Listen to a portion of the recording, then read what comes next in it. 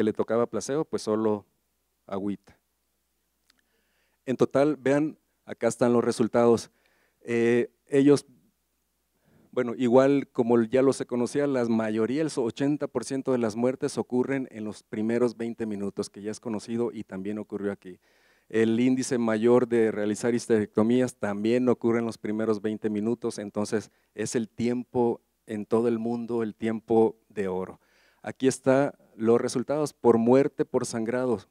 En total fallecieron 256 en el grupo de placebo y 227 casi en el grupo de ácido tranexámico. Pero lo que defienden muchos los autores que la muerte por sangrado en el grupo de ácido tranexámico fue de 50 o de 40 pacientes menos, 1.3 contra 1.7, que realmente pues no es demasiado alto.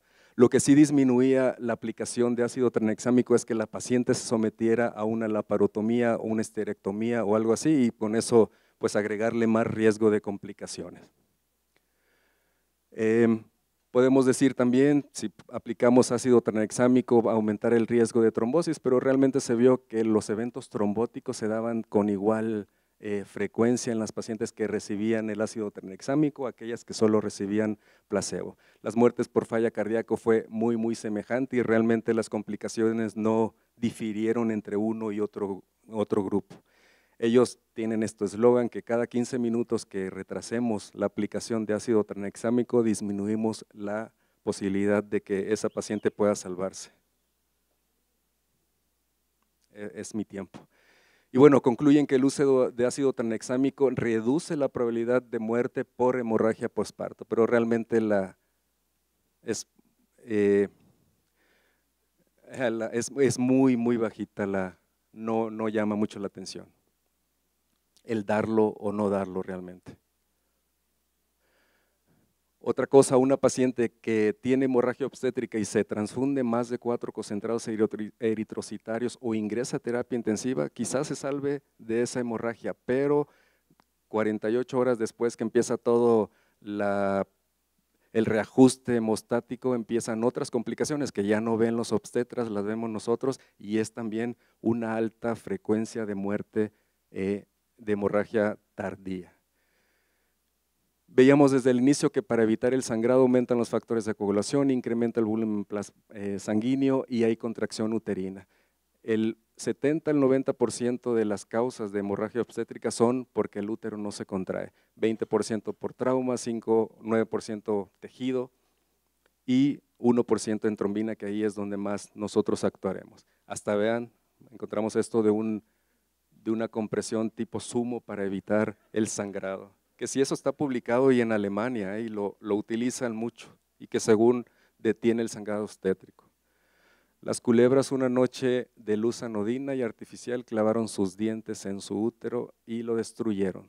Se fue la esencia y ahora el vientre vacío y callado es un terreno yermo. Ese muy pronto ya va a salir una novela mía para que la lean y si es real, ya les voy a decir para que la compren y se haga un bestseller. ¿Cuáles son los kits salvavidas? En el área quirúrgica, pues todo lo que utilizan ellos con uterotónicos y todo lo de tapón. Y como nosotros área médica, pues tenemos que tener el kit de hemocomponentes. Siempre disponible una cajita de código rojo con al menos 4 concentrados eritrocitarios, una aféresis de plaquetas y al menos 2 plasmas frescos congelados y unos par de crioprecipitados. En sus hospitales, ¿quién tiene ese kit de código rojo? Bueno, si somos varios. Siempre debe estar ahí. Y bueno, nosotros como hematólogos, ¿cuál es nuestra tarea en una hemorragia obstétrica? Identificar pacientes de alto riesgo de acuerdo a la T de trombina, fibrinógeno, tratar anemias por deficiencias nutricionales antes de la semana 34, evitar transfusión de hemocomponentes en situaciones médicas que puedan resolverse de otra forma, eso ya lo sabemos. Una hemoglobina debajo de 7 gramos por decilitro está relacionada con mayor mortalidad en embarazo. Transfundir pacientes no cifra de hemoglobinas. Y si tuviéramos disponible, pues también nosotros interpretar el tromboelastograma y dirigir realmente la terapia de soporte transfusional que la paciente requiere y no nada más estar transfunde y transfunde. Y decíamos, si se considera la disminución del fibrinógeno como factor de riesgo conocido para hemorragia, pues apliquémoslo a las pacientes que lo tienen bajo. Hay muchos estudios también y aún no se define ni la dosis, ni en qué tiempo de darlo, ni por cuánto tiempo. Es decir, igual que el ácido tranexámico, disminuye muy poca la posibilidad de muerte si corregimos el fibrinógeno antes del parto. Pues lo ideal es tener el kit completo y actuar de inmediato. ¿Y de qué se mueren una mujer que sangra? Bueno, en países desarrollados económicamente, el 90% les va bien o no fallecen, pero tienen complicaciones tardías como anemia, agalactia, isquemia miocárdica. En cambio, en Latinoamérica el 90% de las mujeres con hemorragia fallecen, lo contrario a lo que ocurre en países ricos. Y ese caso clínico que les presenté fue un caso real, de hecho ella es Azucena, bueno, era mi amiga de toda la infancia y falleció a los 38 años de hemorragia obstétrica. Ella, como les decía, se detuvo la hemorragia en un hospital, la trasladaron al otro, en la ambulancia volvió a tener hemorragia obstétrica y falleció en el traslado. Y sí, de toda la vida. Y ocurrió hace 2 años apenas. Bueno, y eso es lo que les quería presentar de esto. Y ahora Carolina Valdera cerrará el simposio. Buenas tardes a todos, gracias por la invitación. Vamos a hablar ahora de un tema que tal vez al verlo algunos decimos pues que lo vea el gineco, que lo vea el de terapia intensiva, probablemente por desconocimiento o por el temor que nos genera pues a veces tener contacto con las pacientes embarazadas, ¿no? Que como hemos visto se complican en muchos aspectos, terminan en cuestiones legales y pues nadie quiere meterse en esos líos, pero pues como veremos sí podemos tener ahí una acción muy importante y apoyar al diagnóstico temprano y a un buen tratamiento. Bien, vamos a hablar entonces del síndrome de HELLP. Y bueno, el síndrome de HELLP, su nombre pues proviene, como sabemos, de las iniciales de sus manifestaciones, que son hemólisis, enzimas hepáticas elevadas y un bajo conteo plaquetario. Este padecimiento suele presentarse en la mayoría de los casos en pacientes que tienen el antecedente de preeclampsia severa, pero algunos otros casos es en ausencia de este padecimiento y justo ahí es donde no necesariamente tiene que haber hipertensión, proteinuria ni edema.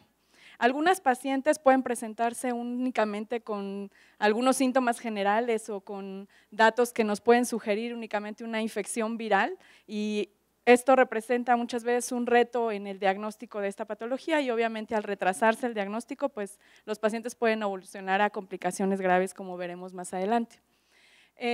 Estudiando la progresión natural del síndrome de HELLP, el doctor Weinstein, quien lo describió desde 1982, encontró que lo primero que se presenta es la trombocitopenia, seguida por incremento en las enzimas hepáticas y finalmente hemólisis, que la mayoría de los pacientes, él hacía mucho énfasis en que llegan a manifestar dolor en el cuadrante superior derecho del abdomen alrededor de una semana antes de que se presente el cuadro de manera manifiesta, que hasta 25% de los casos pueden presentarse en el periodo posparto y que una rara complicación es la hemorragia y la ruptura hepática en hasta un 0.5% de los casos.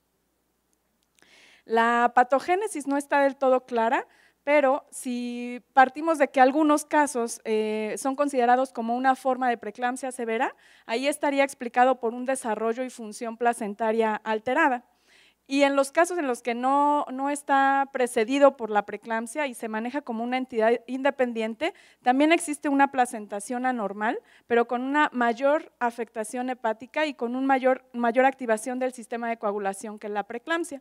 Y hay también hipótesis que señalan que todo esto puede deberse a un desorden inflamatorio sistémico muy importante, en donde el punto clave es la cascada del complemento y algunos reportes de casos utilizan esta hipótesis y han llegado a ocupar el eculizumab como manejo en algunos reportes de casos. Hay algunos biomarcadores que se han encontrado, como estos que están aquí, que se han encontrado que son producidos mediante el estrés oxidativo en la placenta y que van incrementándose conforme va evolucionando el embarazo, y para la segunda mitad de genera una cascada de reacciones como son activación de las células endoteliales, disfunción de estas, una respuesta inflamatoria incrementada, un estado de hipercoagulación, activación del complemento, activación del factor de von Willebrand, de las plaquetas, de los leucocitos, y que finalmente terminan en las manifestaciones del síndrome de HELLP. En los hallazgos histopatológicos de tejido hepático, lo que se ha encontrado son depósitos de fibrina intravascular que ocasionan obstrucción sinusoidal, congestión vascular intrahepática, incremento en la presión intrahepática con la consecuente necrosis hepática, hemorragia intraparenquimatosa y subcapsular y finalmente ruptura capsular. Algunos factores de riesgo, lo que está bien definido es que si una paciente tiene una historia previa de preeclampsia o de síndrome de HELLP, pues obviamente tiene mayor riesgo de volver a presentarlo. A diferencia de la preeclampsia, la nuliparidad no es un factor de riesgo. Se ha llegado a reportar que hasta 50% de las mujeres que presentan el síndrome de HELLP son multíparas, y se han visto también algunas variantes genéticas que si se encuentran estas tienen cierto riesgo incrementado en que presenten el síndrome de HELLP, y la explicación que se ha dado es que hay una alteración en el sistema inflamatorio, que está alterada la angiogénesis y la vasculogénesis, que está alterada la apoptosis, mayor predisposición a enfermedad hepática, a eventos trombóticos, etc. En cuanto a la epidemiología, la frecuencia de presentación del síndrome de HELLP va de 0.5 a 0.9 en todas las embarazadas, pero de 10 a 20% en aquellas pacientes que presentan preeclampsia severa. Predomina en mujeres de raza blanca, la mayoría se presentan antes del parto, hasta en un 70% de los